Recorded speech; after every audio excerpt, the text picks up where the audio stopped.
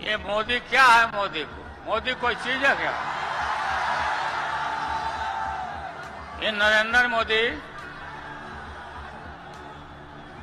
आजकल परिवारवाद पर हमला कर रहा है। अरे भाई तुम बताओ ना कि तुमको क्यों परिवार में कोई संतान नहीं तुमको हुआ, बताओ। देश भर में नफरत फैला रहे हो। सरकार को इंश्योरेंस और बीमा करा लेना चाहिए। अब मोदी जी कल कह रहे थे मोदी की बड़ी मजबूत गारंटी है, मोदी की गारंटी, मोदी की गारंटी। अरे मोदी जी जरा हमारे चाचा का गारंटी लेके दिखाओ। क्या हमारे चाचा का गारंटी ले सकता है कोई? अरे बताओ, कोई ले सकता है क्या? कहा जब चाचा बोल रहे थे कि अब हम नहीं जाएंगे कहीं, अब हम यहीं रहेंगे आजीवन, तो मोदी जी हंसने लग गए। क्यों हंस रहे थे भाई? मोदी जी क्यों हंस रहे थे? और हमारे चाचा को बार बार ये क्यों बोलना पड़ता है कि हम जो है अब कहीं नहीं जाएंगे, मर जाएंगे, मिट जाएंगे, मिट्टी में मिल जाएंगे, लेकिन अब हम कहीं नहीं जाएंगे।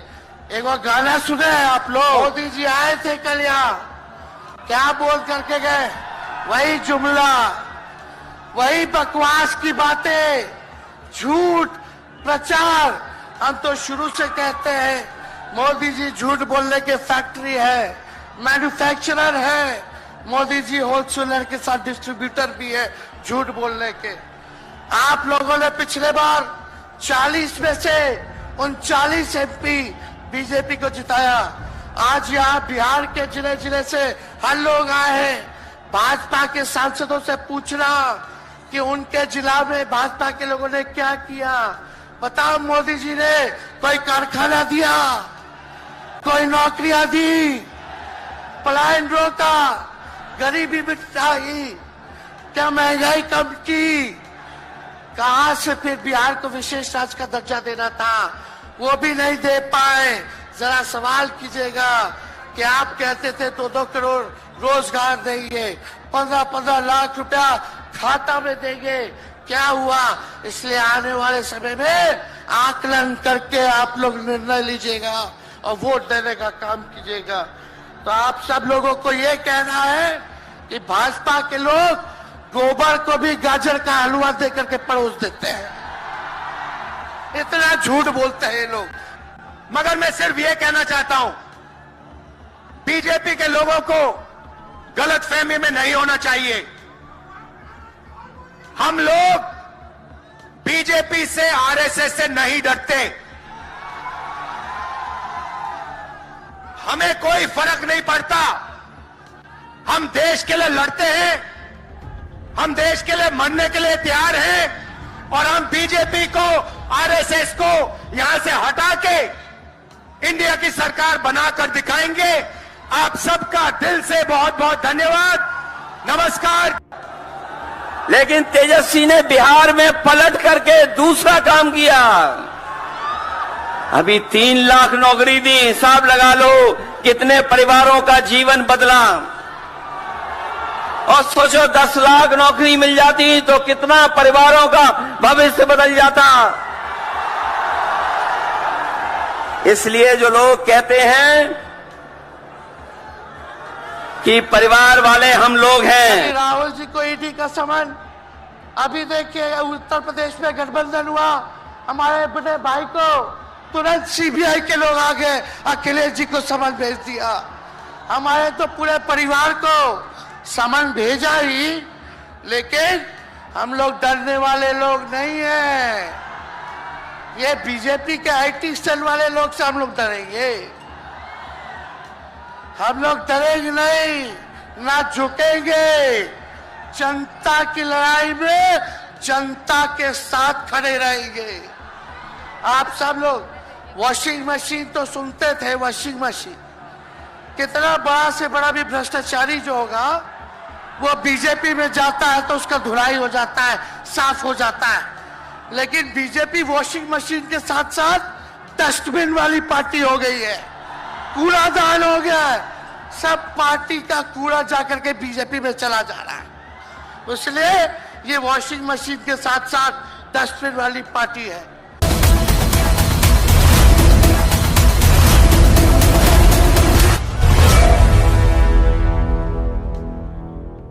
मैं सबसे पहले ये कहना चाहता हूं, आज देश को बर्बाद करने में मोदी जी लगे हैं और मोदी जी हमेशा ये कहते हैं कि मेरी गारंटी। अब वो बीजेपी गारंटी नहीं बोलते या उनके सरकार की गारंटी नहीं कहते, वो हमेशा ये कहते हैं कि मोदी जी की गारंटी। आज मोदी के स्टेट में 25,000 लोग 3 साल में मर चुके हैं, सुसाइड कर लिए। 500 स्टूडेंट सुसाइड कर लिए हैं। फिर भी मोदी कहते हैं ये मोदी की गारंटी। तुम्हारी गारंटी क्या है? सबको मालूम है, सबको धोखा देना यही गारंटी है आपकी। ये बिहार में जनविश्वास यात्रा जो आयोजन तेजस्वी जी ने किया, उसके लिए तो मैं बधाई देता हूं। और बिहार से राहुल जी के नेतृत्व में निकली भारत जोड़ो न्याय यात्रा को आप लोगों ने भारी समर्थन दिया, इसके लिए भी आप सबका मैं धन्यवाद करता हूं।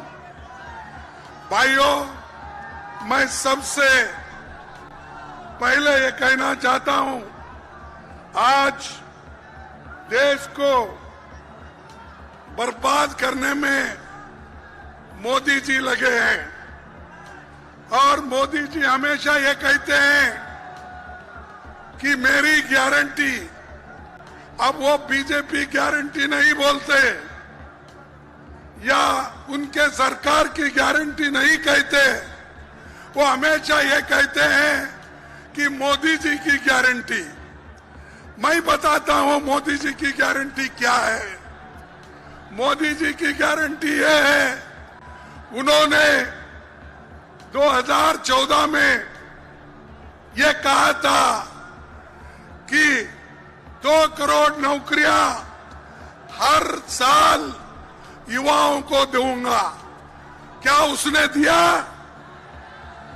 क्या उसने 2 करोड़ नौकरी दी? अरे एक प्रधानमंत्री कैसा झूठ बोलता है? आप झूठ बोल रहे हैं, मोदी झूठ बोलता है? नहीं, ठीक है। अब फिर उसने ये कहा कि बाहर से काला धन लाकर हर एक को 15-15 लाख उसके जॉब में डालूंगा बोला। आपको 15 लाख मिले? नहीं मिले। फिर मोदी झूठ है क्या आप झूठ है? मोदी झूठ है। फिर 2022 तक सभी लोगों के लिए पक्के मकान मैं बनाऊंगा कहा।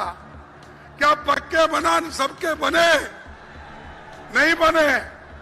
तो मोदी झूठ है क्या लोग झूठ है? मोदी झूठ है।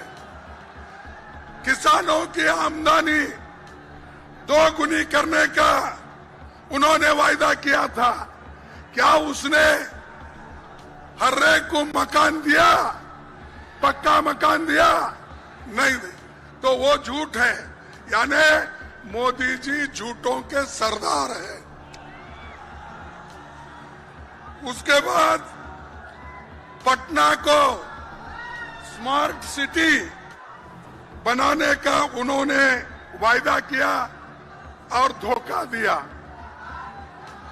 और 10 सालों में मोदी जी घूम घूम कर इस योजनाओं का उन्होंने प्रचार किया, लेकिन आज किसी को भी वो फायदे नहीं मिले।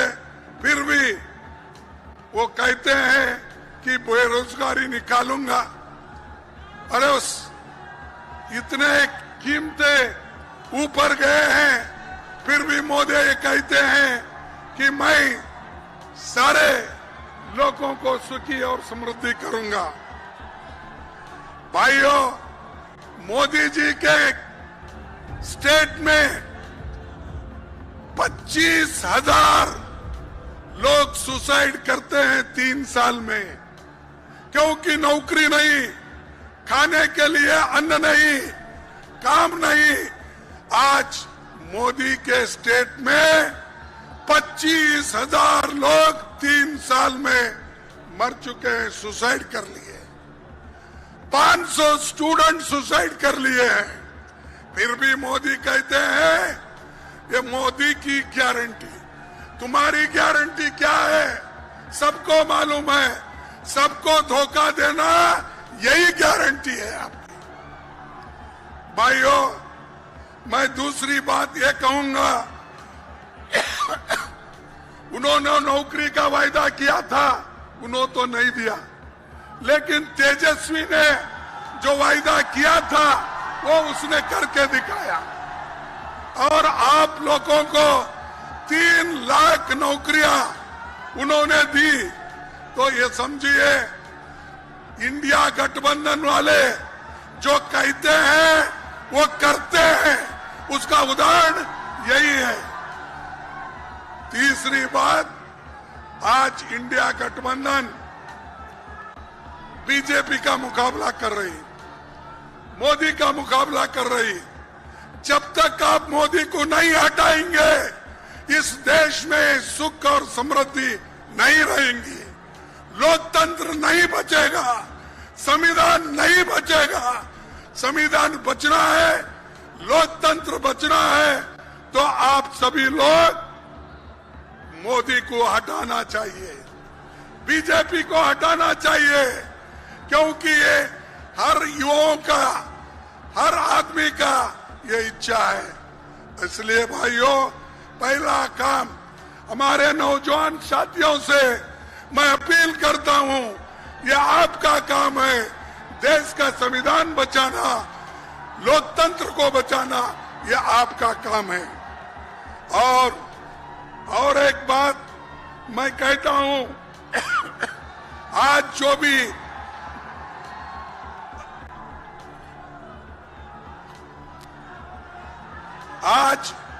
भी इस ऐतिहासिक पटना में जो वायदे हो रहे हैं, सब लोग मिलके यहाँ पर आए हैं, तो वो आज मजबूती से काम करना चाहते हैं। ये बीजेपी ईडी को लेके, इनकम टैक्स को लेके, विजिलेंस को लेके डराने की कोशिश कर रहे हैं। ये डराने का, धमकाने का काम बीजेपी करेगी, मोदी करेगा, लेकिन हम लोग डरने वाले नहीं, झुकने वाले नहीं। हम कट जाएंगे लेकिन झुकने वाले नहीं। तो ये इसीलिए तो आज लालू जी के ऊपर इतने केस है, वो जब छुटाते हैं एक के बाद एक केस करते हैं, लेकिन उन्होंने कभी सरकार के सामने झुके नहीं, सरकार के सामने कभी उन्होंने शरण नहीं गया। लेकिन तेजस्वी जी कहां गए? उनके चाचा शरण में गए, आपके चाचा शरण में गए और बोल रहे हैं बाहर जाके, मैं थोड़े दिन के लिए बाहर गया था। ये तो नीतीश ने बोला ना।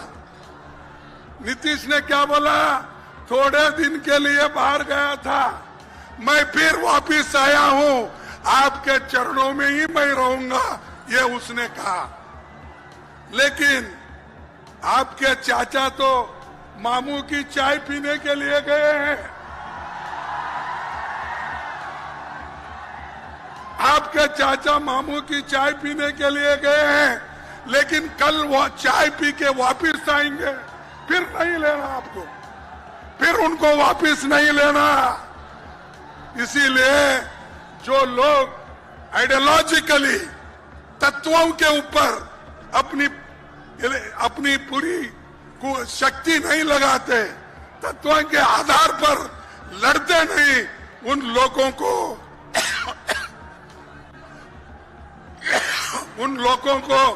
आप कभी लेना नहीं। और फिर हम मिलके करना है।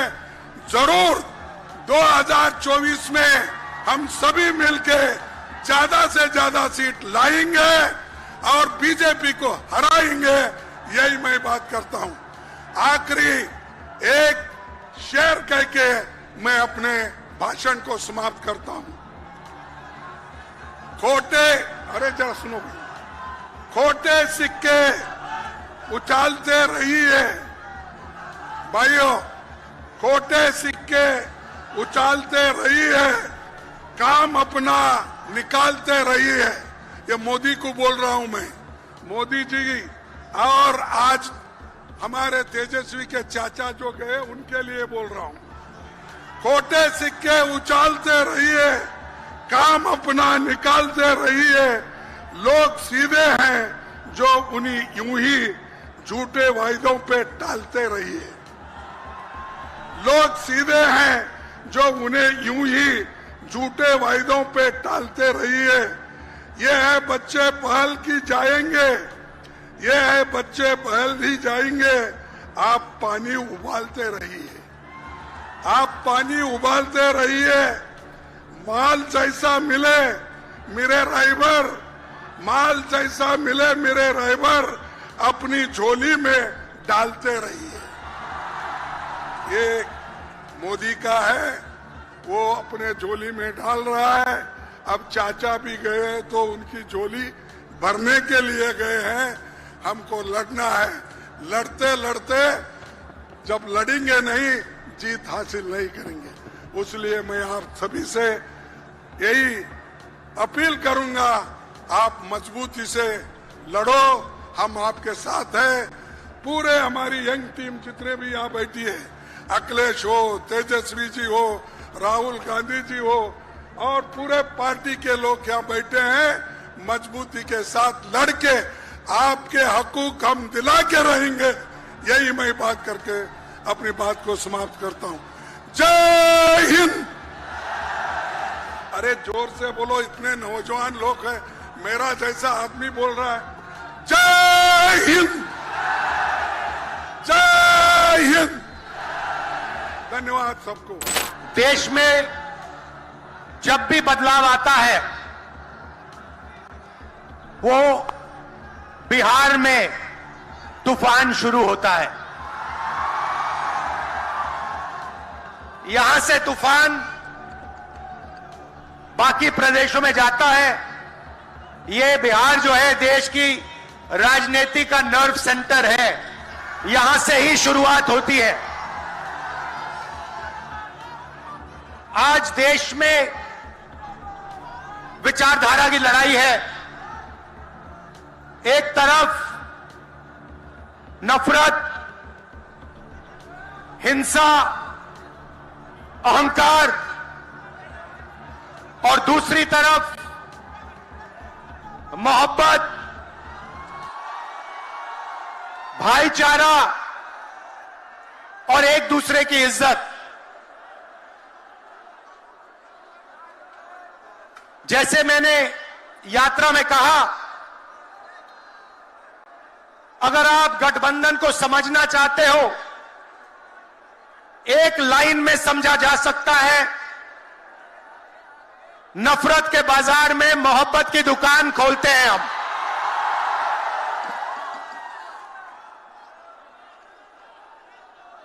इस देश में नफरत क्यों फैल रही है? यह नफरत का देश नहीं है, आप सब जानते हो।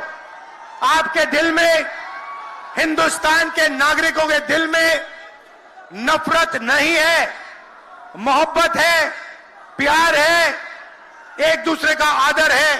तो सवाल उठता है कि इस देश में नफरत क्यों फैल रही है? भाई और बहनों, नफरत का सबसे बड़ा कारण देश में अन्याय है। अन्याय युवाओं के खिलाफ अन्याय, आप सबके खिलाफ अन्याय, किसानों के खिलाफ अन्याय, सामाजिक अन्याय, आर्थिक अन्याय। प्रधानमंत्री जी 2-3 बड़े अरबपतियों के लिए काम करते हैं, 2-3 लोगों के लिए काम करते हैं। उनका 16 लाख करोड़ रुपया प्रधानमंत्री ने पिछले 10 सालों में माफ किया है। मैं आपसे पूछना चाहता हूं, उन्होंने हिंदुस्तान के किसान का कितना कर्जा माफ किया? हिंदुस्तान के मजदूरों का कितना कर्जा माफ किया? इसीलिए देश में नफरत फैल रही है। 40 साल से सबसे ज्यादा बेरोजगारी आज हिंदुस्तान में है। क्यों?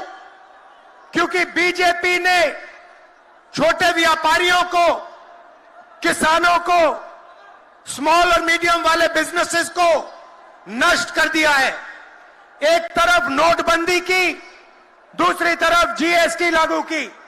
नतीजा यह हुआ, जो लोग इस देश को रोजगार देते हैं, छोटे बिजनेस वाले, स्मॉल और मीडियम बिजनेस वाले, उन सब का काम बंद हो गया। जहां भी देखो बड़े बड़े उद्योगपतियों की मोनोपोली बन रही है। एक उद्योगपति के हाथ में हिंदुस्तान के सारे पोर्ट, एयरपोर्ट, इंफ्रास्ट्रक्चर,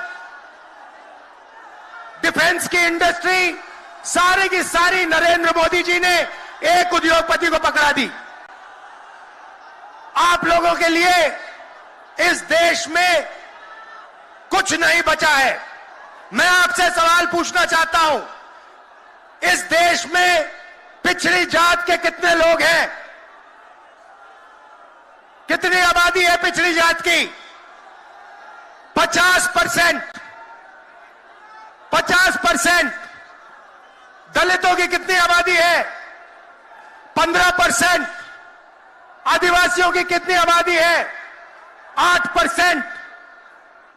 कितनी बनती है भाई? कितनी होती है? 73% अब देखिए, 73% में से हिंदुस्तान की सबसे बड़ी कंपनियों में उनकी मालिकों की लिस्ट निकालिए, आपको एक व्यक्ति नहीं मिलेगा 73% वाला। उसके बाद मीडिया के मालिकों की लिस्ट निकालिए, बड़े बड़े इनके जो पत्रकार हैं उनकी लिस्ट निकालिए, आपको 73% में से एक नहीं मिलने वाला है। उसके बाद प्राइवेट अस्पतालों के मालिकों की लिस्ट निकालिए, स्कूल और कॉलेज जो चलाते हैं, private school, private college, private university, उनकी लिस्ट निकालिए, उधर आपको 73% का कोई नहीं मिलेगा। उसके बाद जो हिंदुस्तान को 90 ब्यूरोक्रेट चलाते हैं, आईएएस वाले, उनकी लिस्ट निकालिए, उधर आपको 3 पिछड़े वर्ग के लोग मिलेंगे, 3 दलित मिलेंगे और 1 आदिवासी मिलेगा। और अगर हिंदुस्तान की सरकार 100 रुपए खर्च करती है, बजट में अगर 100 रुपए खर्च होते हैं, तो 73% की 6% की 6 रुपए की भागीदारी बनती है। तो ये जो 73% है, और उसमें अगर आप जोड़ना चाहते हो तो गरीब जनरल कास्ट के लोगों को भी जोड़ लो। इनके लिए इस देश में कोई रास्ता नहीं बचा है। पहले क्या होता था? पहले पब्लिक सेक्टर होता था, उसमें गरीबों को रास्ता मिलता था, नौकरी मिल जाती थी, सरकार में रोजगार मिल जाता था, जैसे बिहार में तेजस्वी जी ने किया, जैसे छत्तीसगढ़ में हमने किया, कर्नाटक में, तेलंगाना में हम कर रहे हैं। मगर नरेंद्र मोदी जी ने ये सारे के सारे रास्ते बंद कर दिए। सेना में आप जाते थे, वहां अग्निवीर लागू कर दिया। अब देखना, अग्निवीर लागू किया, और अग्निवीर में पहली बार इस देश में 2 तरीके के शहीद होंगे। एक शहीद होगा, उसको शहीद का दर्जा मिलेगा, उसे पेंशन मिलेगी, उसे कैंटीन मिलेगी, और उसे गांव में, शहर में आदर मिलेगा। दूसरा शहीद होगा, अग्निवीर होगा, वो शहीद होगा, उसे शहीद का दर्जा नहीं मिलेगा, उसको पेंशन नहीं मिलेगी, उसको कैंटीन नहीं मिलेगी और उसको ट्रेनिंग भी सही नहीं मिलेगी। एक तरफ चाइना के सैनिक, पाकिस्तान के सैनिक सालों की ट्रेनिंग लेते हैं और हमारे युवाओं को नरेंद्र मोदी 6 महीने की ट्रेनिंग देने के बाद उनके सामने खड़े करने की कोशिश कर रहा है। नतीजा आप जानते हो। मैं ज्यादा नहीं बोलना चाहता हूं क्योंकि लालू जी को बोलना है। ये देखो, लालू जी को बोलना है, मगर मैं सिर्फ ये कहना चाहता हूं, बीजेपी के लोगों को गलतफहमी में नहीं होना चाहिए। हम लोग बीजेपी से, आरएसएस से नहीं डरते। हमें कोई फर्क नहीं पड़ता। हम देश के लिए लड़ते हैं, हम देश के लिए मरने के लिए तैयार हैं और हम बीजेपी को, आरएसएस को यहां से हटा के इंडिया की सरकार बनाकर दिखाएंगे। आप सबका दिल से बहुत बहुत धन्यवाद। नमस्कार, जय हिंद। तेजस्वी यादव ने जब जन विकास रैली में गए थे बिहार के कोने कोने में, इनका भाषण हो रहा था आपके बीच में।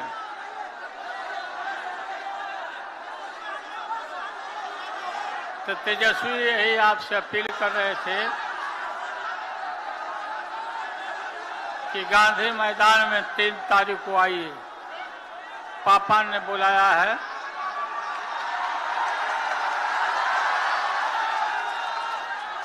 और 10 दिन तक आपके आंगन में, आपके खेत और खलिहानों में तेजस्वी यादव बिना सोए हुए घूमते रहे। अभी ज्यादा कसरत करने की जरूरत है कि सभी अत्यंत पिछड़े भाई, पिछड़े वर्गों के लोग, दलित भाई के बीच में अभी हम लोग को मेहनत करना है जाके। 1990 में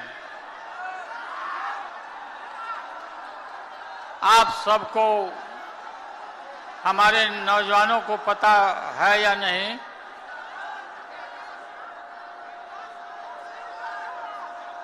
लोकतंत्र में जो हमें अधिकार है, दलित, पिछड़े, आदिवासियों को इससे दूर रखा जाता था वोट के अधिकार से। और वोट और मतदान केंद्र, ये जो बड़े बड़े लोग थे, सामंती लोग, ये सब अपने दरवाजा पर रखते थे बूथ को कि गरीब आवे नहीं और उनको, उनके वोट को लूट लिया जाए। हमने ताकत दिया लोगों को, ताकत दिया।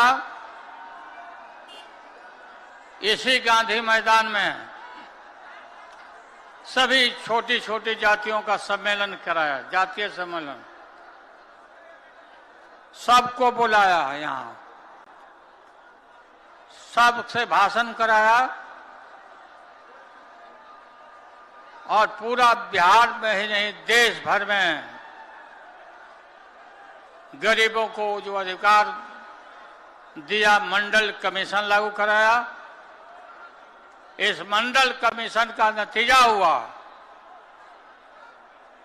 कि आज कोई भी जो अपने को बड़े आदमी कहते, गरीबों की तरफ आंख नहीं दिखाता। हिम्मत नहीं है। पहले तो चापाकल नहीं था, नल नहीं था, कुआं हुआ करता था, इनार जिसको बोलते हैं। इनार पर सुनो ना भाई,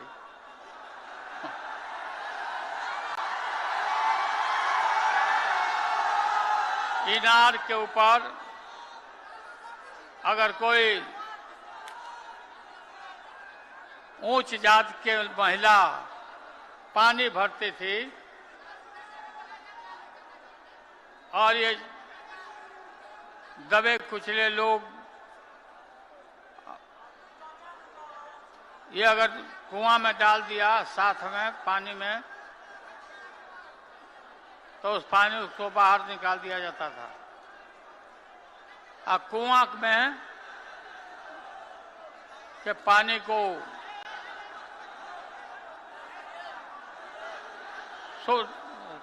शोध करके पानी को तब लोग लगते थे, से पानी फेंक देते थे।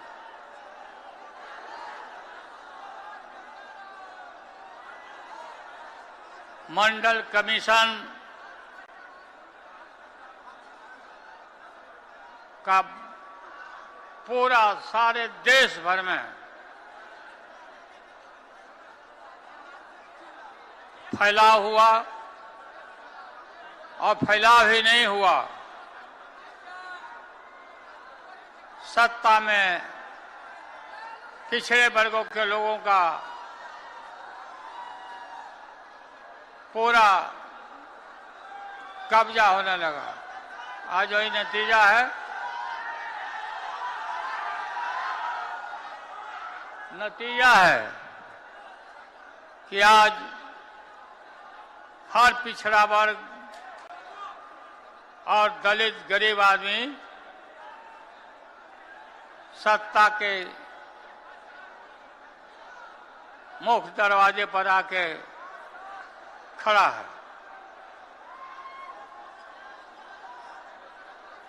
ये मोदी क्या है? मोदी कोई चीज है क्या? ये नरेंद्र मोदी आजकल परिवारवाद पर हमला कर रहे हैं। अरे भाई तुम बताओ ना कि तुमको क्यों परिवार में कोई संतान नहीं तुमको हुआ, बताओ।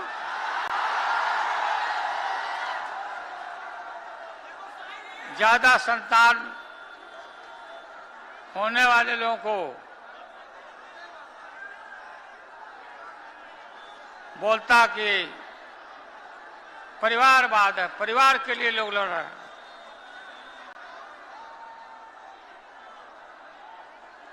तुम्हारे पास परिवार नहीं है,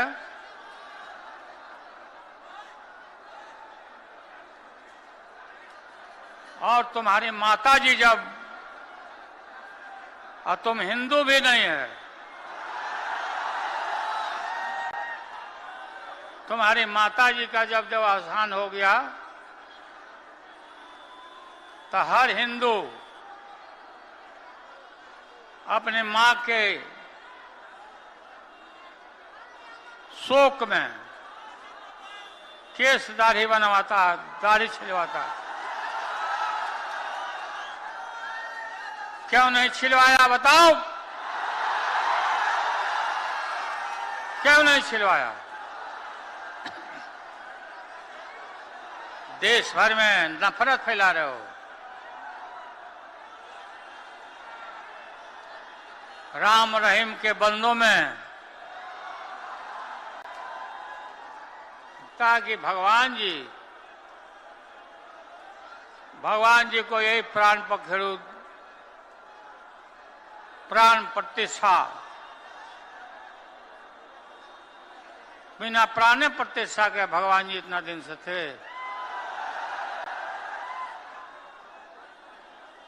बिहार में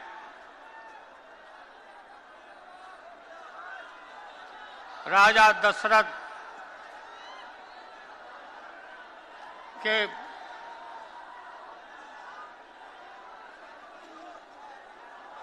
जनकपुर में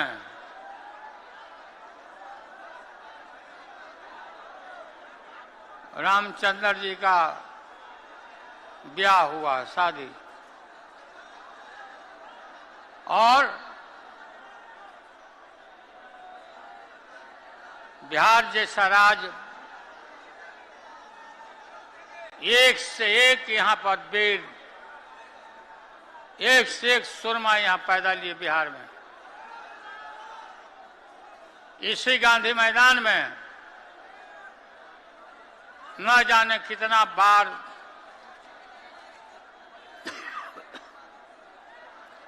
देश भर के नेताओं का सभा और मीटिंग हुआ, और यहीं से देश भर में संदेश गया। बिहार का हवा, इतने बिहार की हवा में दम है कि जो बिहार फैसला लेता है वही देश के लोग अनुकरण करते हैं। और आज कल यही होने वाला है, कल यही होने वाला है। मेरा किडनी का ट्रांसप्लांट हुआ है। हमारी बेटी यहाँ रोहिणी आचार्य बैठी है,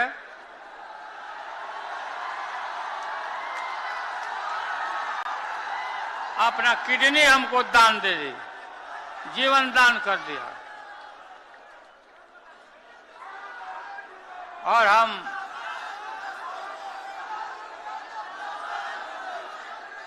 पूरा बीमार जरूर हैं, लेकिन बीमार हम समय पर नहीं हैं।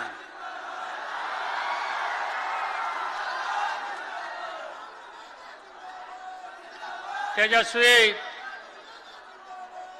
काफी मेहनत कर रहा, मैं देख रहा हूं कि आप लोग इतना ताकत दिया, लोगों को रोजी रोजगार नौकरी दिया। तेजस्वी, हम रोज पूछते थे कि आज कितना दिया, आज कितना दिया।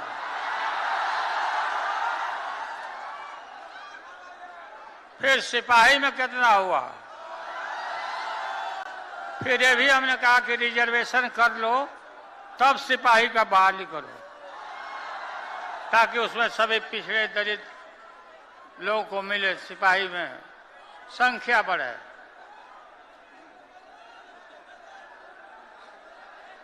नीतीश कुमार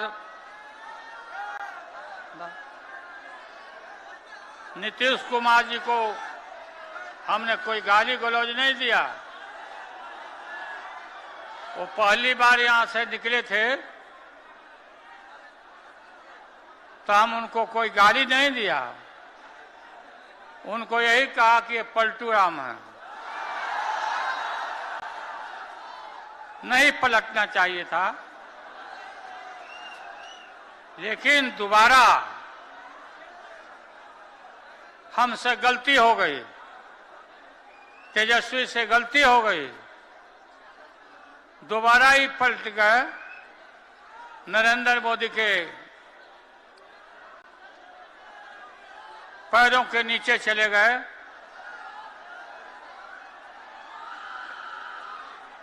हम देखते हैं कि ये टेलीफोन में एक से एक डांसर बनाता है, कोई माला जावा कर रहा है, कोई कुछ। नीतीश कुमार को शर्म नहीं आती है ये देख करके क्या?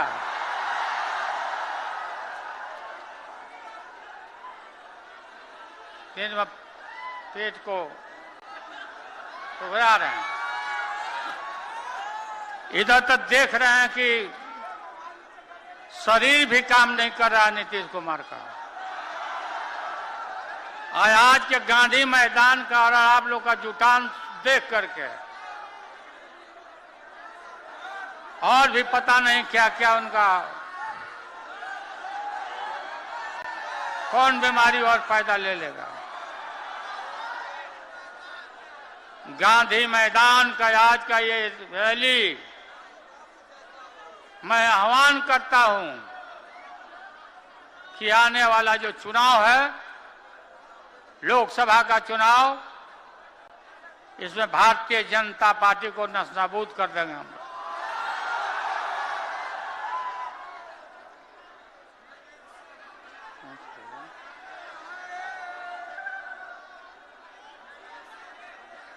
क्या है? क्या दिया?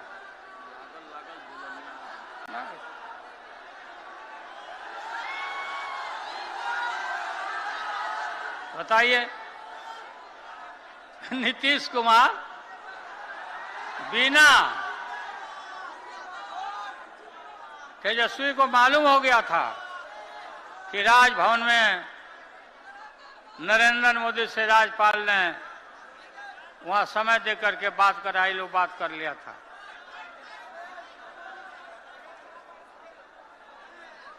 कोई ऐसा सरकार में कोई गलत काम नहीं हुआ कि अपना नीतीश कुमार, इनको पता नहीं क्या लगा। ठीक हम लोग बोलते थे कि लागल लागल झुलनिया में धाका बलम लागल लागल झुलनिया में धाका बलम कर कहता चलो। और फिर इन्हें लौट के आवे के हिम्मत करी है तो यहाँ से बढ़िया से धक्का मिली फिर। अब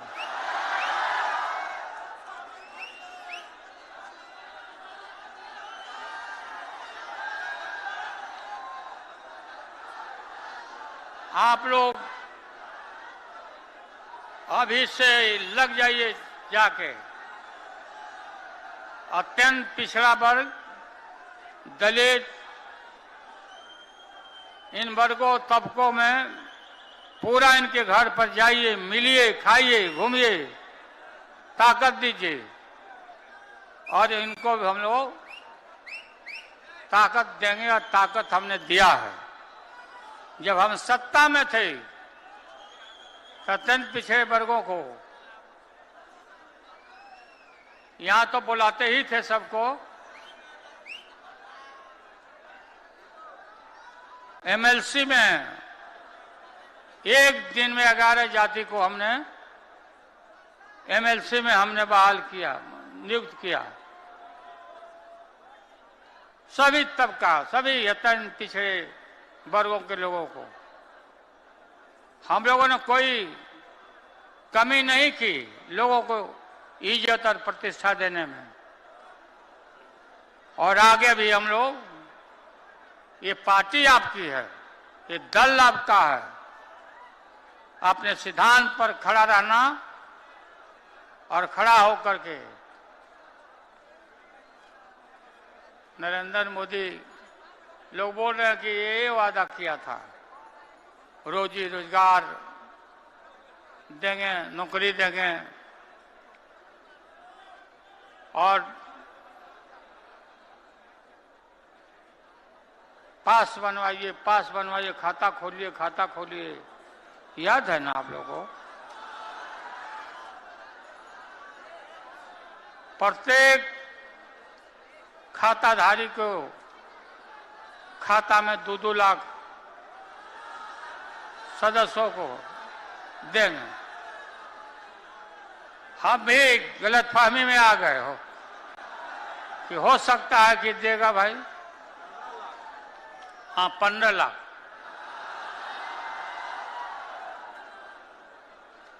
हम भी, आपको मालूम होगा कि 7 बेटी 2 बेटा, पति और पत्नी, इतना लोगों का खाता खुलवाया कि करोड़ों करोड़ों मिल जाएगा। ठेंगा दिखा दिया।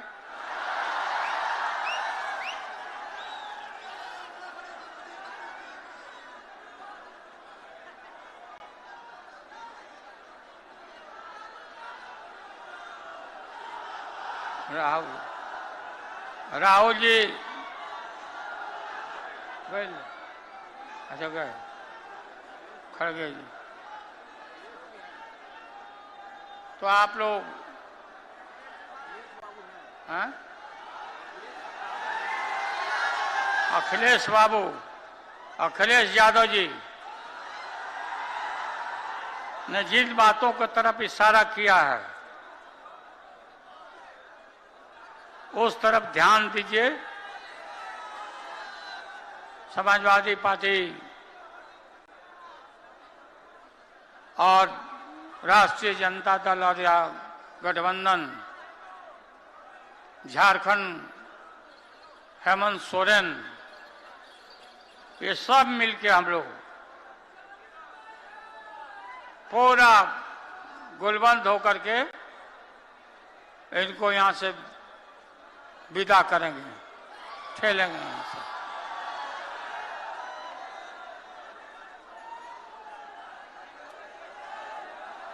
और क्या बोल रहे हैं?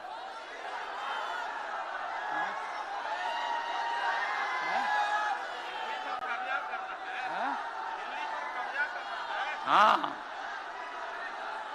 दिल्ली के ऊपर कब्जा करना है। तैयार बनो लोग ना? हाथ उठा कर बताओ जो तैयार बनेगा। उठा रही है जब तक नरेंद्र मोदी नहीं देख लेता। देखो देखो नरेंद्र मोदी,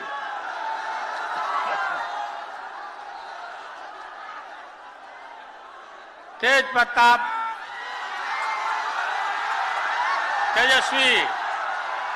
तेजस्वी को और मजबूत करना है।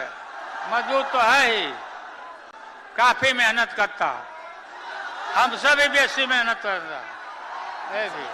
हैं?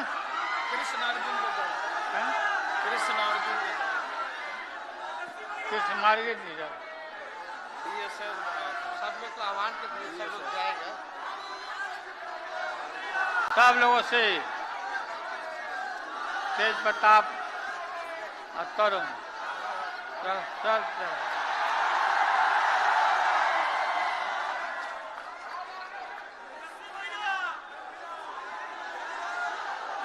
जब से यात्रा शुरू हुआ तब से मीसा भारती पूरा घूम रही है, अभी घूमते रही। अब आप लोग को बहुत बहुत धन्यवाद, बहुत बहुत धन्यवाद। हाँ? चुनाव की तैयारी करें सब, चुनाव की तैयारी करिए, चुनाव की तैयारी में लग जाइए। हम आएंगे, हम खुद आएंगे सब जगह। तो आप लोग को बहुत बहुत धन्यवाद, जिंदाबाद। जहां तक मेरी नजर जा रही है केवल लोग ही लोग नजर आ रहे, लग रहा है समुद्र हो चुका है। मैदान में तो इतने लाखों लाख, 10 लाख से ज्यादा लोग आ गए, लेकिन सड़कों पर पटना के कई लोग अभी बाहर फंसे हुए हैं। प्रशासन ने रात भर तंग किया, लेकिन फिर भी आप लोगों ने मजबूत इरादे के साथ आप सब लोग यहां आए, तो आप सब लोगों का हम धन्यवाद करते हैं। 3500 किलोमीटर हम लोगों ने 10 दिन में पूरे बिहार घूमने का काम किया, और आप लोगों को हमने आमंत्रण किया था कि आप सब लोग पटना चले, और इतनी बड़ी संख्या में आप लोग आए हैं। तो आज रिकॉर्ड टूटा है, पूरी रैलियों का जो है रिकॉर्ड टूटा है। यही गांधी मैदान है, यहां राजनीतिक रैलियां तो होती थी, लेकिन जब तेजस्वी 17 महीने सरकार में था तो नौकरी का भी रैला यही मैदान से एक साथ 2 लाख लोगों को हमने नियुक्ति पत्र बंटवाया था। याद है कि नहीं है? तो रोजगार मेला भी, रोजगार रैली भी हम लोगों ने इस धरती पे किया है। इसलिए आप सब लोग जो विश्वास के साथ आए हैं, अपने भाई को, अपने बेटे को आशीर्वाद देने के लिए, इसके लिए आप सब लोगों को हम धन्यवाद देना चाहते हैं। आप सब लोग जानते हैं चाचा जी पलट गए, लेकिन पलट गए तो जहां भी रहे सुखी रहे। आप लोग तो जानते हैं, हम आपसे पूछना चाहते हैं, सबसे पहली बार आपने किसके मुंह से सुना था 10 लाख नौकरी का? पटना में, बिहार में पोस्टर लगवाने हैं नीतीश कुमार जी। हमारे आदरणीय हैं, हमारे चाचा हैं, हम उनका आदर करते हैं, सम्मान करते हैं, बुजुर्ग हो गए हैं, लेकिन पोस्टर लगवा रहे कि रोजगार मतलब नीतीश कुमार। ये वही नीतीश कुमार जी हैं जब 2020 में हमने वादा किया था कि 10 लाख सरकारी नौकरी देंगे, तो मुख्यमंत्री जी ने कहा था कहां से आएगा पैसा? अपने बाप के पास से ला करके वेतन बांटेगा? असंभव है। सोचो, जो 17 साल में नहीं हुआ, उसी मुख्यमंत्री से, उन्हीं के हाथों 17 महीनों में हमने इसी मैदान में लगभग 5 लाख लोगों को सरकारी नौकरी हम लोगों ने दिलवाने का काम किया। महागठबंधन के साथियों को भी धन्यवाद देते कि विपरीत स्थिति में भी उन लोगों ने हमारा साथ दिया, लेफ्ट की पार्टियां, कांग्रेस पार्टियों ने।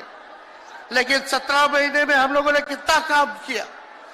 जाति आधारित गणना कराई, आरक्षण की सीमा 75% कराया, अति पिछड़े भाइयों का हम लोगों ने 24% बढ़ाया, पिछड़े भाइयों का बढ़ाया, हम लोगों ने दलित महादलित भाइयों का बढ़ाया, हमने आदिवासी भाइयों का बढ़ाया। जो काम आजादी के बाद से अब तक नहीं हुआ था, किसी सरकार ने नहीं किया था, उस काम को बिहार में हम लोगों ने करके दिखाया केवल 17 महीनों में। शिक्षा मित्र हो, विकास मित्र हो, टोला सेवक हो, तालमी मरकज के लोग हो, आंगनबाड़ी हो, उन सबके मानदेय को हम लोगों ने बढ़ाने का काम किया, दोगुना किया। ममता आशा का भी फाइल हम कर चुके हैं, लेकिन मुख्यमंत्री जी कई महीनों से रोक करके रखे, कैबिनेट में फाइल नहीं आने दे रहे। स्वास्थ्य विभाग से 1,30,000 का पब्लिक हेल्थ कैडर का फाइल दबा करके रखे हैं, लेकिन कितना भी दबाएंगे, तेजस्वी खड़ा है आपकी लड़ाई में, आपको आपका अधिकार दिला करके रहेगा। तो इस लड़ाई में साथ है कि नहीं है? दोनों हाथ उठा के बताइए। अगर आप साथ दोगे तो तेजस्वी मर मिटने को तैयार है आपके लिए। कुछ लोग कहते रहते हैं कि माई की पार्टी है, मुसलमान यादव की पार्टी है। हम कहना चाहते हैं माई के साथ साथ बाप की भी पार्टी है। ये माई बाप की पार्टी है। बी से बहुजन, ए से अगड़ा, दूसरे ए से आधी आबादी महिला, और पी से पुअर यानी बाप, यानी माई बाप, A to Z की पार्टी है ये।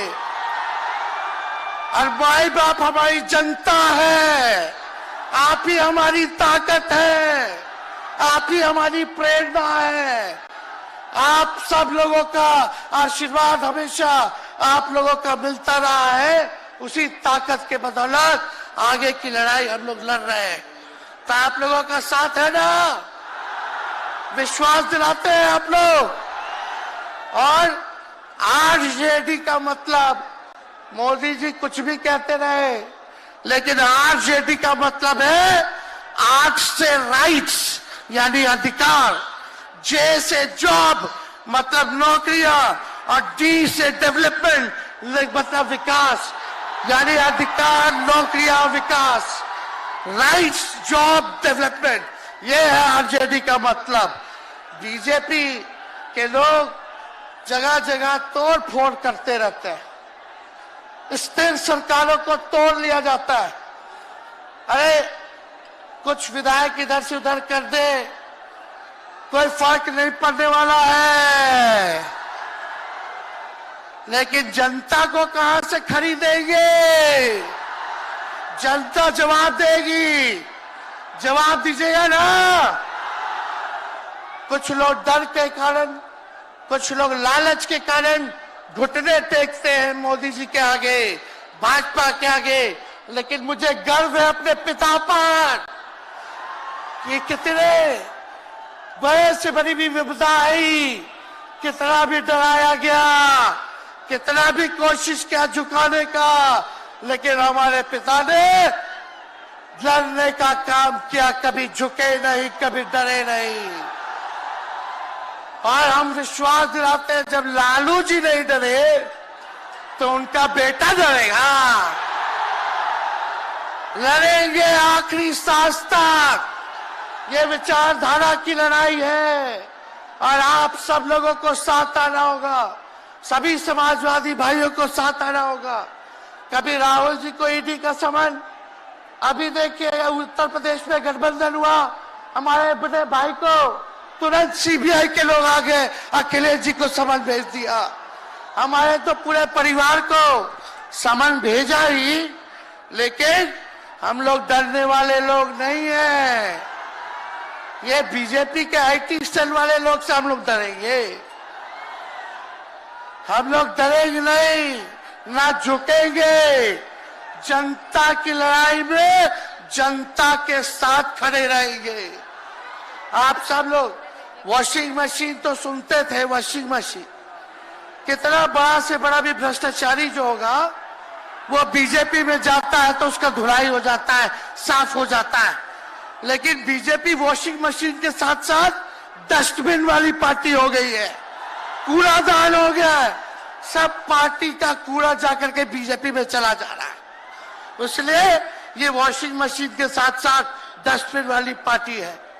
यहाँ आप जानते हैं बीजेपी के लोगों ने दो उप मुख्यमंत्री बनाया। एगो फाउल माउथ है, अनाप शनाप बोलता है, और दूसरा जो है लाउड माउथ है, बड़बोला है। लेकिन आप सब लोगों को बोलेंगे कि ये जो उप मुख्यमंत्री जिनको बनाया है, जो बड़बोले हैं, 14 साल से चुनाव नहीं लड़े हैं, चुनाव नहीं लड़े, और लड़े हैं और जीते हैं तो आरजेडी से लड़े हैं और जीते हैं आखिरी बार भी।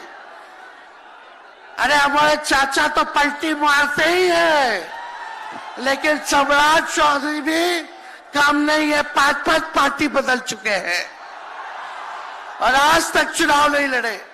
तो ज्यादा हम लोग क्या कहें? लेकिन मोदी जी आए थे कल यहाँ, क्या बोल करके गए?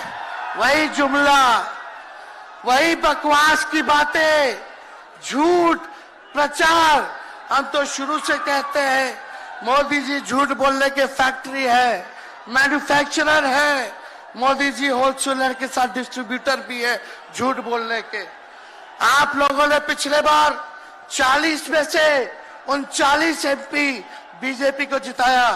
आज यहाँ बिहार के जिले जिले से हर लोग आए हैं भाजपा के सांसदों से पूछना कि उनके जिला में भाजपा के लोगों ने क्या किया। बताओ, मोदी जी ने कोई कारखाना दिया, कोई नौकरियां दी, पलायन रोका, गरीबी मिटाई, क्या महंगाई कम की? कहां से फिर बिहार को विशेष राज्य का दर्जा देना था, वो भी नहीं दे पाए। जरा सवाल कीजिएगा कि आप कहते थे 2-2 करोड़ रोजगार देंगे, 15-15 लाख रुपया खाता में देंगे, क्या हुआ? इसलिए आने वाले समय में आकलन करके आप लोग निर्णय लीजिएगा और वोट देने का काम कीजिएगा। तो आप सब लोगों को ये कहना है कि भाजपा के लोग गोबर को भी गाजर का हलवा देकर के परोस देते हैं। इतना झूठ बोलते हैं ये लोग। बताओ, गोबर को गाजर का हलवा बना करके दे देते हैं, परोस देते हैं। झूठा लोग हैं ये लोग। इसलिए कल आए थे प्रधानमंत्री जी, बोल रहे थे हमारे पिता के बारे में, हमको इनडायरेक्ट बोले कि अपने पिता का नाम क्यों नहीं लेता है, अपने पिता का काम क्यों नहीं गिनाता है। मोदी जी थोड़ा कान खोल के सुनिए। आज इसी बिहार की धरती से हम बोल रहे हैं, कल आपने बोला, आज उसका जवाब देने हम आए हैं। चश्मा साफ कर लीजिए, खोल के ये नजारा देखो, जन सैलाब है। मोदी जी जरा बताइए, 90,000 करोड़ का मुनाफा यूपीए 1 में हुआ था, लालू जी ने ऐतिहासिक काम किया। आज तक रेलवे को मुनाफा नहीं हुआ था, लालू जी ने 90,000 करोड़ का मुनाफा भारतीय रेल को दिया था। थोड़ा आप बता दें, आपने 10 साल में कितना मुनाफा दिया, जनता को दिया, रेलवे को दिया या पूंजीपति को दिया? किसको दिया? रेलवे का निजीकरण कर दिया। अब बात करते हैं कि लालू जी ने क्या किया। जितना कूली भाई था सबको नौकरी देने का काम किया, परमानेंट करने का काम किया। आपने कितना कूली भाई को क्या किया, जरा वो बता के लिखिए। ये तो लालू जी ने कुल्लर चलवाए, कुल्लर रेलवे में, ताकि कुम्हार भाई सबको रोजगार मिले। ये काम किया लालू जी ने। आपने क्या किया? बिहार में चक्का कारखाना से लेके कई रेलवे का 3-4 फैक्ट्री दिया। आपके रहते हुए 10 साल आपने क्या किया? अरे लालू जी मुख्यमंत्री थे जो देश में कभी नहीं हुआ। मानसिक गुलामी से मुक्ति लालू जी ने दिलाया। बिहार में सामाजिक न्याय करके दिखाया, गरीबों को आवाज दिया। आज कोई भी गरीब 90 के बाद अपना अधिकार के लिए लड़ना जानता है, अति पिछड़ा लड़ना जानता है, दलित लड़ना जानता है, आदिवासी लड़ना जानता है, अल्पसंख्यक भाई लड़ना जानते हैं। अब कोई चप्पल उतरवा देगा, अब कोई कुआं का पानी नहीं पीने देगा। अरे अब कुआं का पानी नहीं, 10-10 को कुआं बना लेगा और जरूरत पड़े तो उन्हीं लोगों को पानी पिला देगा। क्या बात करते हैं ये लोग। इसलिए भाजपा के लोग केवल बकवास बोलते हैं, झूठ बोलते हैं, बोलते परिवारवादी लोग हैं, परिवारवादी लोग हैं।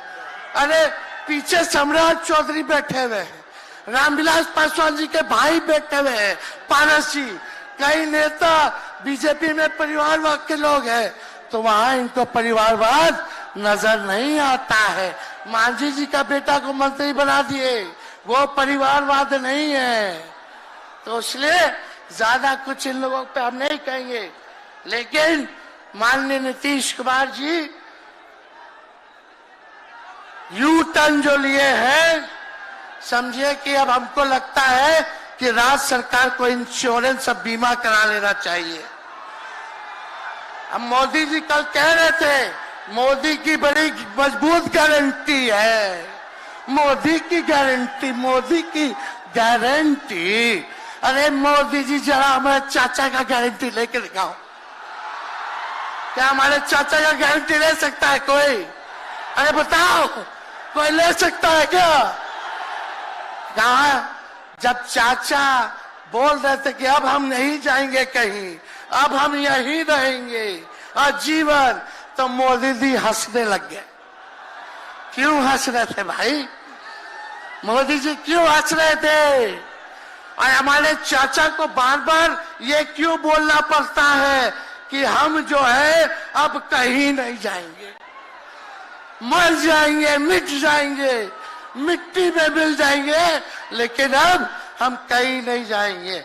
एक और गाना सुने हैं आप लोग, ऋतिक रोशन का फिल्म का गाना है, इधर चला मैं उधर चला, इधर चला मैं उधर चला, जाने कहां मैं किधर चला, अरे अरे फिसल गया। अरे चाचा जी, चलिए आप बुजुर्ग हैं, आपको यहीं से हाथ जोड़ करके प्रणाम। लेकिन एक बात तय है, जदयू 2024 में खत्म हो जाएगी, ये मेरा कहना है। बताओ सच्ची बात है कि नहीं? जदयू का कोई भविष्य है क्या? कोई भविष्य नहीं है। आप इधर चलिए उधर चलिए, अब आपका कुछ बचबे नहीं करेगा तो आप फिसल जाओगे, कहीं के नहीं रहोगे। तो इसलिए आप सब लोगों को ये कहना है, एक तरफ इन लोगों का गठबंधन जो है, एक तरफ फिरका प्रस्त है और उनके साथ मौका प्रस्त है लोग हैं। एक तरफ फिरका प्रस्त, एक तरफ जो है मौका प्रस्त लोग हैं। इसलिए आप सब लोगों को ज्यादा कुछ हम नहीं कहेंगे, लेकिन आप तेजस्वी से प्यार करते हैं? हाथ उठा के बोलो, तेजस्वी से प्यार करते हो? मेरी एक बात मानोगे? हाथ उठा के मेरा एक काम कीजिएगा कि आप सब लोग गरीबों को जोड़ने का काम कीजिए, दलित भाइयों को सम्मान दीजिए, उनके दुख सुख में अति पिछड़ों का, आदिवासी भाइयों का, अल्पसंख्यक भाइयों का भागीदार बनोगे? बताओ, हाथ उठा के बताओ, बनोगे ना? तो हम ज्यादा कुछ नहीं कहेंगे। अब आप लोगों को ही काम करना पड़ेगा। काम कीजिएगा ना, हम भी साथ रहेंगे, साथ साथ मिलकर काम करेंगे।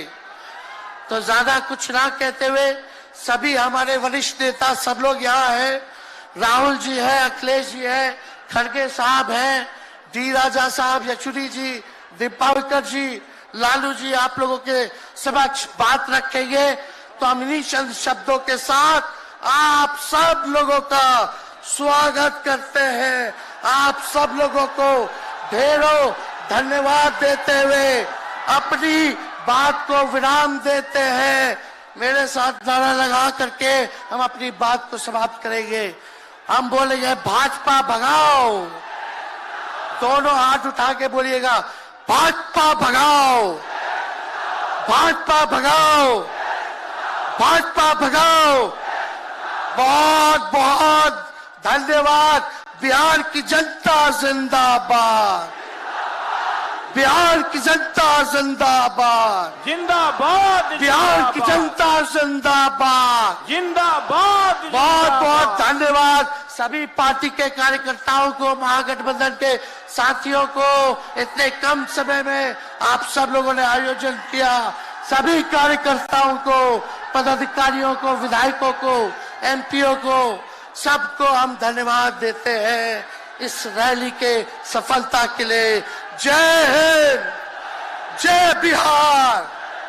इस इंडिया गठबंधन और महागठबंधन के जितने भी दल हैं, जिनके कार्यकर्ता मैं देख रहा हूं मैदान में तो है ही, पटना के चारों तरफ और पटना की सड़कों पर मुझे दिखाई दिए हैं, जिन्होंने चुनाव शुरू होते ही ऐलान कर दिया है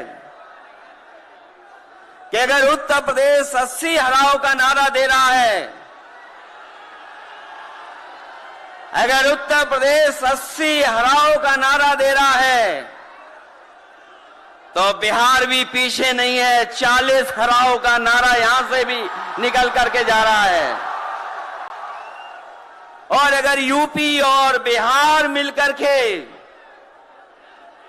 120 सीट हरा देंगे तो भारतीय जनता पार्टी का क्या होगा? मैं अभी सुन रहा था, हमारे कम्युनिस्ट पार्टी के नेता ये कह रहे थे कि समुद्र मंथन हुआ था कभी। समुद्र मंथन हमारे सभी लोगों को पता है, समुद्र मंथन के दौरान क्या हुआ है। लेकिन इस ऐतिहासिक मैदान में मैं कहना चाहता हूं कि 2024 में संविधान मंथन होने जा रहा है। एक तरफ वो लोग हैं जो संविधान बचाना चाहते हैं, संविधान के रक्षक हैं, और दूसरी तरफ वो लोग हैं जो संविधान के भक्षक हैं, संविधान को खत्म करना चाहते हैं। मैं जब बिहार आया हूं आपके बीच में, जब मैंने अखबार उठा करके देखा तो एक युवती ने जान दे दी। एक बेटी जो परीक्षा में दे करके आई थी, क्योंकि परीक्षा को रद्द कर दिया गया, पेपर लीक हो गया, जिसके कारण उसने आत्महत्या कर ली और कहा कि मां बाप से मैं माफी मांगती हूं। यह उत्तर प्रदेश में एक घटना नहीं हुई है, उससे पहले भी कई नौजवानों ने, जिनको नौकरी नहीं मिली, उन्होंने अपनी जान दे दी। जिस शेर से मैं चुन करके आता था, वहां भी एक ब्रजेश पाल बेटे ने, हमारी आपकी उम्र से कम उम्र, उस नौजवान ने पढ़ी लिखी डिग्री जो थी, उन डिग्रियों को जला करके और आत्महत्या कर ली। ये हालत है देश की। और वहां पर उत्तर प्रदेश में, जहां पर से प्रधानमंत्री चुन करके जाते हैं, जनता ने भरोसा किया उन पर, उनको बहुमत दे दिया, लेकिन डबल इंजन की सरकार ने बेरोजगारी दी है। मुझे खुशी है कि तेजस्वी ने यहां पर नौकरियां दे दी, रोजगार दे दिए, और हम तो वहां 60 लाख बच्चे जिनको पेपर नहीं लिख पाए, उनका हिसाब किताब लगाते हैं। उनका अगर हम बड़ा परिवार न माने, केवल 3 सदस्य परिवार के माने, बेटा और मां बाप, तो 60 का गुणा 3, 1,80,00,000 वोट और 1,80,00,000 लोगों को अगर हमने भाग दे दिया 80 लोकसभा से, तो केवल उत्तर प्रदेश में 2,25,000 हर लोकसभा में वोट कम हो गया है। लेकिन तेजस्वी ने बिहार में पलट करके दूसरा काम किया। अभी 3 लाख नौकरी दी, हिसाब लगा लो कितने परिवारों का जीवन बदला। और सोचो 10 लाख नौकरी मिल जाती तो कितना परिवारों का भविष्य बदल जाता। इसलिए जो लोग कहते हैं कि परिवार वाले हम लोग हैं, ये जो आरोप लगाते हैं परिवार वाला आरोप हम लोगों पर, मैं उन भारतीय जनता पार्टी के लोगों से कहना चाहता हूं कि भारतीय जनता पार्टी इस बात संकल्प ले कि किसी परिवार वाले को टिकट नहीं देंगे, और संकल्प ये भी ले कि किसी परिवार वाले से वोट मांगने भारतीय जनता पार्टी के लोग नहीं जाएंगे। मैं तो ये जोश देख रहा हूं यहां मैदान में,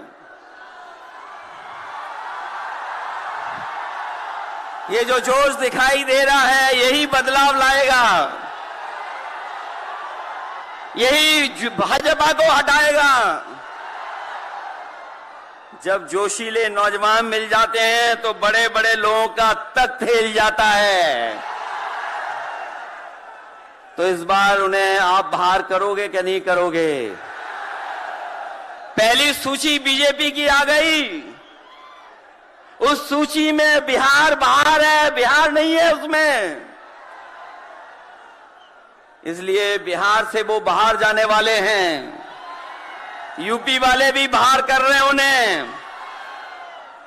इसलिए मैं आप सबका धन्यवाद देता हुआ, और आदरणीय लालू प्रसाद यादव जी का मैं विशेष धन्यवाद दूंगा कि जो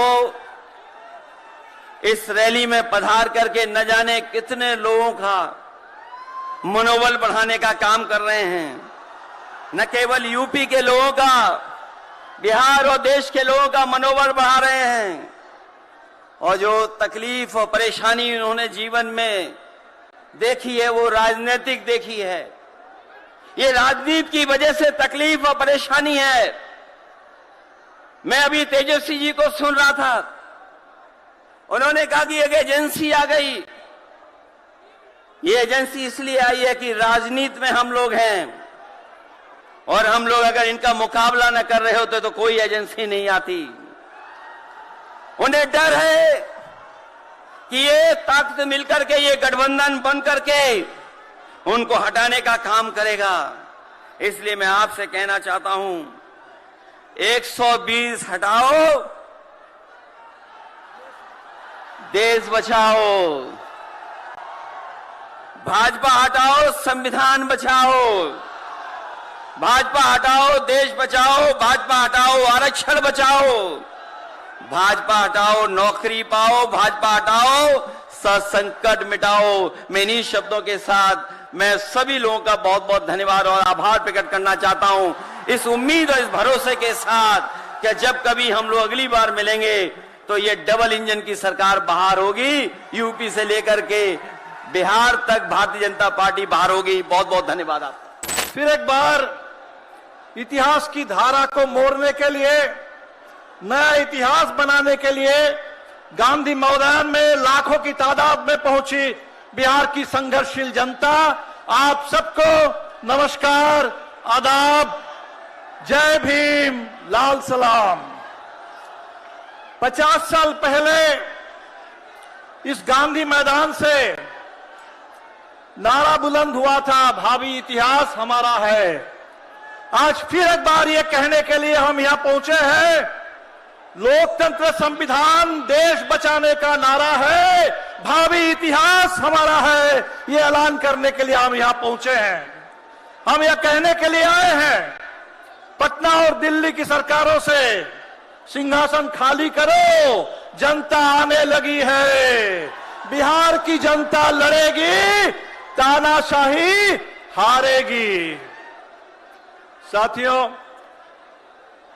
देश में पिछले 10 साल से जो पार्टी पूरे हिंदुस्तान को तबाह कर रही है, बर्बाद कर रही है, उसके नाम में तो जनता है, भारतीय जनता पार्टी, लेकिन जनता से कोई लेना देना उसका नहीं है।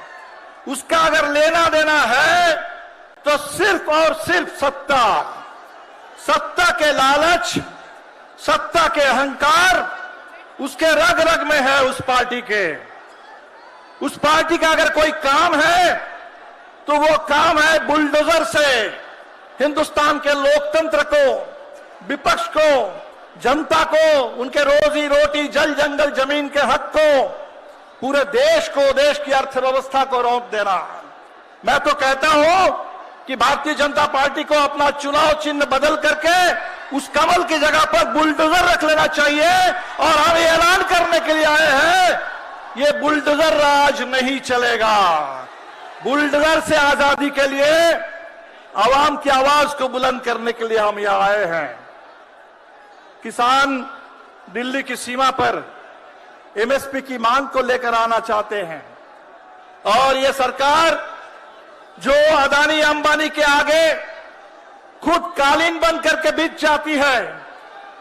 अभी अंबानी के बेटे की शादी का नजारा हम देख रहे हैं, लेकिन जब किसान आना चाहते हैं दिल्ली में तो सड़क पर बैरिकेड लगते हैं, कील ठोक दिए जाते हैं, कटीले तार बिछा दिए जाते हैं, गोली चलती है, किसान शहीद हो जाते हैं। ये सरकार ये कहती है कि हम दुनिया में विश्व गुरु बनेंगे। गाजा के बच्चों को बचाने के लिए इनके मुंह से एक शब्द नहीं निकलता है, लेकिन हिंदुस्तान के पढ़े लिखे नौजवानों को, देश के अंदर जिनको नौकरी मिलनी चाहिए, उनकी जान को खतरे में डाल करके उनको इजराइल भेजने की साजिश ये सरकार रच रही है। हरियाणा, उत्तर प्रदेश के बाद हो सकता है बिहार में भी अब नीतीश जी ये काम करना शुरू कर दे। अभी 8 मार्च का दिन आएगा, अंतर्राष्ट्रीय महिला दिवस है।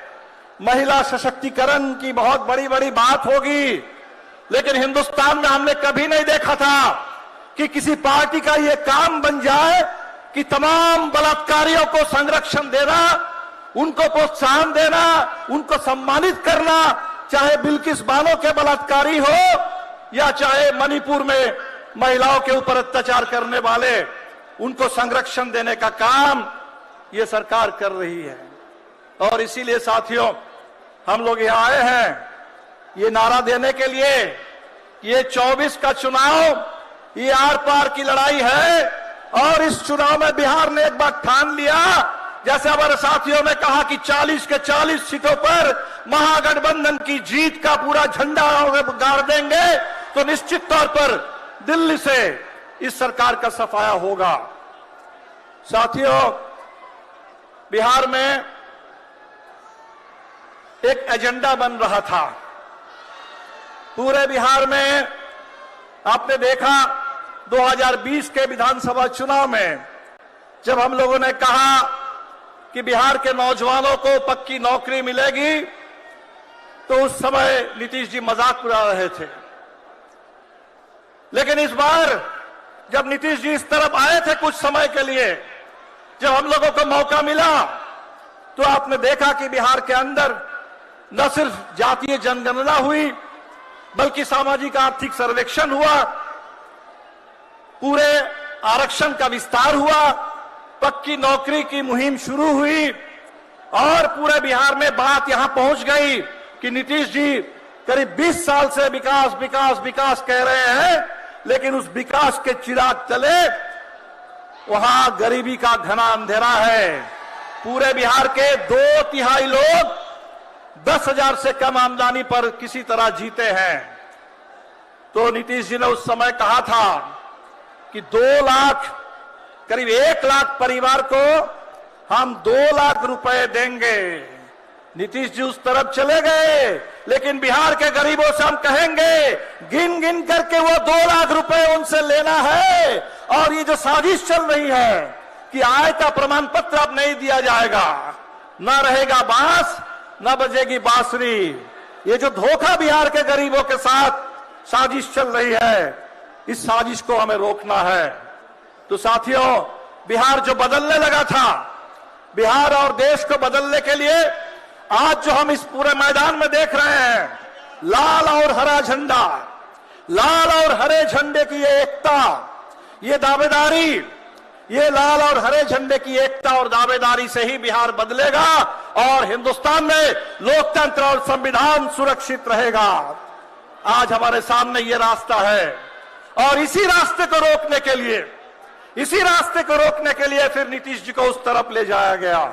हमने तो देखा था सीबीआई का इस्तेमाल, हमने देखा था ईडी का इस्तेमाल, हमने देखा था इनकम टैक्स का इस्तेमाल। इस बार हमने देखा कि भारत रत्न का इस्तेमाल भी इस देश में राजनीति करने के लिए, सत्ता को साधने के लिए हो सकता है। हमने देखा कभी चरण सिंह को दे करके वो किसानों पर गोली बरसाते हैं, कभी स्वामीनाथन जी को भारत रत्न दे करके स्वामीनाथन आयोग की उसको लागू करने की मांग करने वाले किसानों पर गोली चलती है, कभी कर्पूरी जी को, कर्पूरी जी जो राजनीतिक बंदियों को रिहा कर रहे थे अपने समय में बिहार के अंदर, पूरे बिहार में आरक्षण की बात कर रहे थे, शिक्षा के विस्तार की बात कर रहे थे। आज कर्पूरी जी को सम्मान देने के नाम पर आज के बिहार में हम देख रहे हैं कहीं विधायकों को तोड़ा जा रहा है, खरीदा जा रहा है, और जिनको तोड़ना संभव नहीं है, डराना संभव नहीं है, खरीदना संभव नहीं है, माले के जुझारू नौजवान विधायक, मनोज मंजिल की तरह विधायक, उनको फर्जी मुकदमे में फंसा करके उनकी सदस्यता समाप्त करने की साजिश चल रही है। इस साजिश के खिलाफ पूरी एकता चाहिए, पूरा संघर्ष चाहिए। मुझे पूरा भरोसा है कि आज ये जो गांधी मैदान का ये नजारा है, ये सिर्फ बिहार के लिए नहीं है, ये पूरे देश के लिए है। ये इंडिया गठबंधन जिसके बारे में ये बोलने लगे थे कि बिहार से बात चली थी और नीतीश जी मेजबानी कर रहे थे पहली बैठक की, अब तो नीतीश जी चले आए, तब इंडिया का क्या बचा? हम ये बताने के लिए आए हैं कि किसी एक नेता के इधर उधर होने से, किसी एक सरकार को दखल कर लेने से, कुछ विधायकों को तोड़ लेने से कोई फर्क नहीं पड़ता। जनता है जमीन पर और बिहार है लड़ने वाला प्रदेश, तो बिहार की जनता लड़ेगी, तानाशाही हारेगी।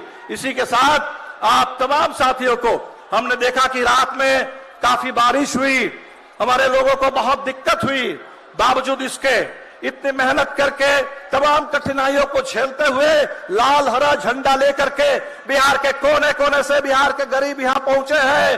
वो लाल झंडा जो मास्टर जगदीश का, राम नरेश राम का, बूटन मुसाहिर का झंडा है, वो लाल झंडा और बिहार के अंदर कर्पूरी जी का, जयप्रकाश जी का ये जो हरा झंडा, ये दोनों की एकता आज पूरा बिहार को बदल देगी, दोनों की एकता हिंदुस्तान को बदल देगी। इसी के साथ आप तमाम साथियों का बहुत बहुत शुक्रिया। इनकलाब जिंदाबाद, महागठबंधन जिंदाबाद। कांग्रेस फ्रेंड्स, हम इधर आया, जन विश्वास रैली में पार्टिसिपेट कर रहा हूं। मेरा एक अपील है, बिहार बचाना चाहिए, इधर बीजेपी हटाना चाहिए। बिहार बचाओ, बीजेपी हटाओ। देश पूरा हम बोल रहा हूं, देश बचाओ, बीजेपी हटाओ। कल हमारा प्रधानमंत्री मोदी जी इधर आया, क्या बोला मोदी जी? सब चीज पर अभी मोदी शुरू किया, मोदी का गारंटी है, मोदी का गारंटी है। क्या मोदी का गारंटी है? मोदी क्या बोला? पहले प्रधानमंत्री आना समय अनएम्प्लॉयमेंट, रोजगार, every year 2 crore jobs will be created. Now 10 years are over. I am asking Mr. Modi, 20 crore jobs should have been created. How many jobs you have created, Mr. Modi? What is your guarantee? Is it guarantee or is it jumla? Is it jhoot? I am asking. Mr. Modi bola, black money will be unearthed and black money will be brought back. Every citizen will have 15 lakh rupees in the account. Kya baat, Mr. Modi? Where is that 15 lakh? I am asking you. अब मिला, आपका मिला 15 लाख रुपए? Modi magic है, मोदी जुमला है, मोदी जुमला है, मोदी लायर है, रेटोरिक है। मोदी बोला सबका साथ, सबका विकास। मैं पूछ रहा, मोदी आपका साथ है? बोले मोदी आपका साथ है? मोदी गरीब लोग का साथ नहीं है, मोदी किसान का साथ नहीं है, मोदी मजदूर लोग का साथ नहीं है, मोदी नौजवान का साथ नहीं है। मोदी किसका साथ है? मोदी पूंजीवादी लोग का साथ है, मोदी अडानी का साथ है, मोदी अंबानी का साथ है, मोदी कॉर्पोरेट हाउसेस का साथ है। मोदी बोल रहा अभी India will become largest economy. Mister Modi, please understand what is economy, please understand. When you became the Prime Minister, you abolished Planning Commission. You started Niti Aayog. What is that Niti Aayog, Mr. Modi? आपका मालूम है? What is that Niti Aayog? Public sector undertakings are being privatized. How can you abolish poverty? How can you give access to education, employment to my Dalit children, to my Adivasi children, to my OBC children? I am asking Mr. Modi. Mr. Modi, after he became Prime Minister, आप लोग जानते मालूम बनना है, यह BJP सरकार नहीं है, यह आरएसएस का सरकार है, यह आरएसएस का आइडियोलॉजी है, divisive sectarian communal fascist ideology है। यह RSS control the government directly. यह आरएसएस बीजेपी कंबाइन देश का हालत खराब कर रहा है, बर्बाद कर रहा है।